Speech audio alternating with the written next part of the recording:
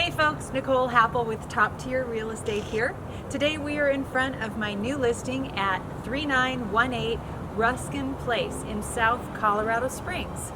This property is an oversized lot, 1/3 acre in size to be exact, and it sits at the end of a cul-de-sac in an established neighborhood. One nice thing about this area, you can park as many cars as you want out in front, and we've even got RV parking in the backyard. The home was built in 1977 and features 4 bedrooms, 2 baths, and over 1,700 square feet of living space. Would you like to see more? Come with me. Here we are on the inside of this home. It's a tri-level floor plan, which means you have 3 levels of living space. So we've got the upper level, which has the master and 2 secondary bedrooms, and we have a 4th bedroom on the lower level.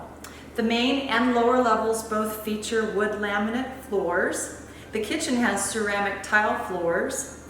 And we've also got brand new vinyl windows, and that's important because homes built in this decade usually had the old aluminum windows. So when you get the vinyl, it's better for insulation.